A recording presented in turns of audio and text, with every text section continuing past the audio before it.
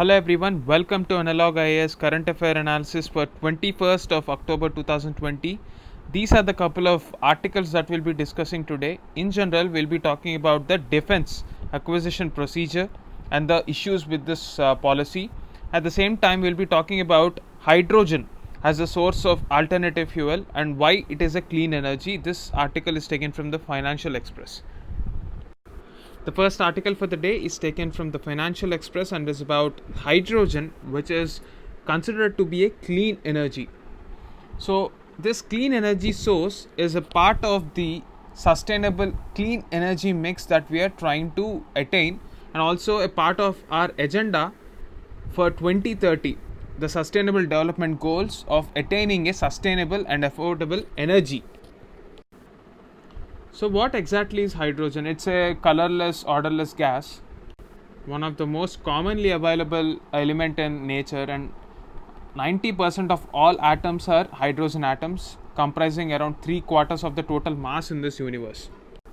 So we know that no natural hydrogen deposits on earth are available, and it has to be manufactured through a chemical process. Now even water can be used to produce hydrogen. The vast majority of industrial hydrogen is currently produced from natural gas though. So this process is called steam methane reforming. So producing hydrogen in this way is sometimes referred to as brown or grey or even blue hydrogen. Another term that is used in this article is green hydrogen. What exactly is that? Hydrogen can also be produced by electrolysis of water, like we have just talked about. So this is by using an electric current to break this water molecule H2O and thereby create this hydrogen and also oxygen.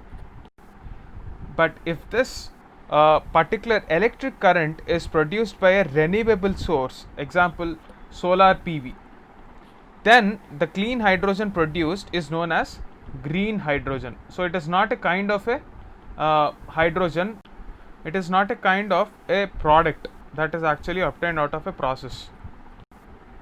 So this particular green hydrogen has a lot of applications. For example, hydrogen as a fuel is a reality in many countries like US, Russia, France, etc. So others like Japan are going even further and aspiring to become a hydrogen economy. Hydrogen technologies are expected to cater to around 18% of the world's energy needs in the future. So there is again a estimate that nearly 425 million vehicles by the year 2050 would depend on hydrogen technology. Also, the European Commission for Energy has created a roadmap wherein by 2050 85% of the energy produced will be through renewable energy only, and in this renewable energy hydrogen will become a very significant aspect. So this article is very important for this reason because it has applications, and this term green energy or green hydrogen is very important for your prelims exam. Also you have to take a look at the applications of hydrogen in fuel cells. Please watch out for any such articles in the future as well.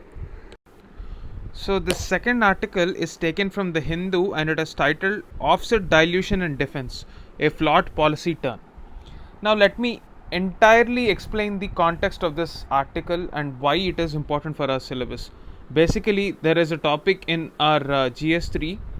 We are talking about the defense and internal security aspect. It is also important from the perspective of science and technology as well. But this is more about GS2 government policies. We are talking about the policy of procurement by the government. So we are talking about government policies aspect of this syllabus. So you have to understand which part of the syllabus is an article relevant to. Now let me try to explain the context of this article. So when we're talking about defense, one of the most major requirement of our armed forces is weapons. So after independence, defense procurement in India was heavily influenced by an ideological preference. There was an ideological preference for public sector and also high dependence on one foreign exporter. So that foreign exporter is USSR, and the second one is the factor is PSU dependency. So this has been one of the major reason why technology transfer was limited. Domestic capacity was often confined to licensing system where private players were never encouraged. So after the end of Cold War, especially after 1991, when the LPG reforms or the liberalization of India has actually happened, the expansion of diplomatic and military relations with other countries established multiple avenues for our defense ministry to adopt a lot of latest weapons and also technologies. So the focus gradually shifted to increasing domestic quality and capacity building, albeit on a very slow level. Even today, we heavily depend on ordnance factories for our weapons procurement. So there are a lot of controversies with respect to defense procurement in the past, whether it is the Scorpene submarine scam or the Bofors scam or Augusta Westland scam. Defense procurement and the policy of the government has always been a political issue as well during election times. In order to address all these concerns and the concerns of the armed forces that their weapons are not being modernized, the government has set up a committee which was headed by Dhirendra Singh. So the committee report came out in 2013. Based on the committee recommendations and few other changes, a defense procurement policy came out in 2016. Since there were certain issues with this version of the defense procurement policy, the government has come up with the latest defense acquisition policy of 2020. So this is the context of this article. Remember, defense acquisition procedure and the defense procurement policy both talk about the same thing, so don't get confused. In the context of this pandemic, the government has recently realigned all its priorities to make India into a global manufacturing hub, and this logic extends even to the defense sector as well. So in defense, when we're talking about Atmanirbhar Bharat, we are basically trying to increase the efficacy of our local industry and aligning the vision of the government of Atmanirbhar Bharat to empower the Indian domestic industry through Make in India initiative. So all the measures should be taken to protect the local industry. Not just protection of local industry will actually have a negative connotation.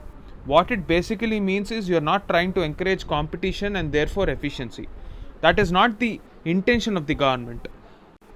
The government's intention is to ensure that they have a minimum sale and the domestic industry flourishes. So within this policy, there is a separate clause called the offset guidelines. So what exactly are these offsets? So when you're talking about offsets, they're basically a part of the contract price with a foreign supplier that must be reinvested in the Indian defense sector. For example, in the Rafale deal, 50% offset was introduced in the price.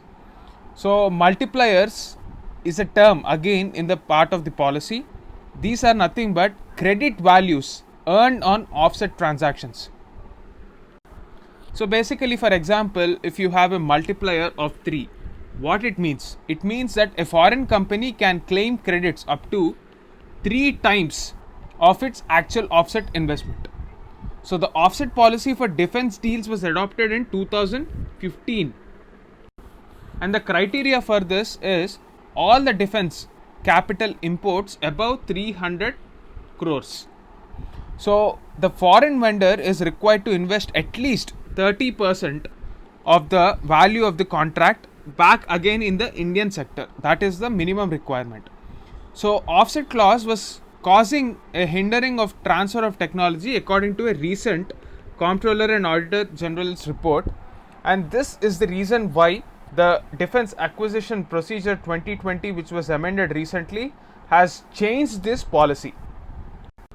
The government has decided to remove the offset clause when we are talking about intergovernmental agreements. For example, take Rafale deal.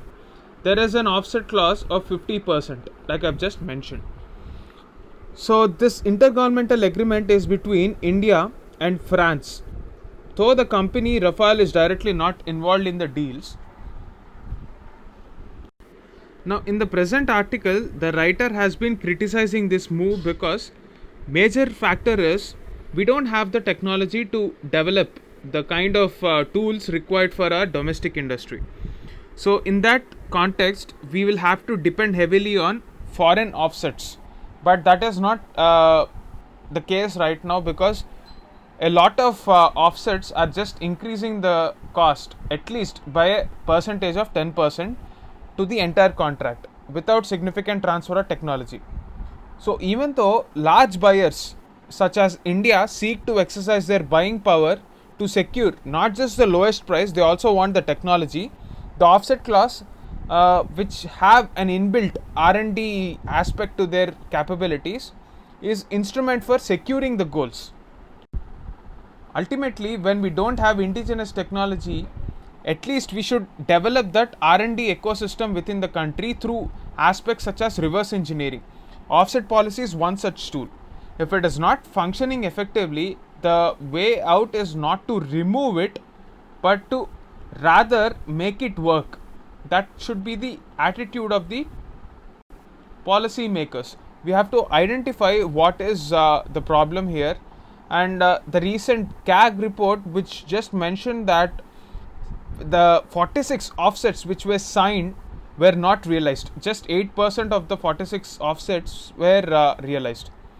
So the technology transfer agreements in the offsets were not being implemented, especially at a time when our aerospace industry has such a huge potential. If there is offset contracts, we can definitely leverage this. So therefore, we have to take examples, especially from the aerospace industry.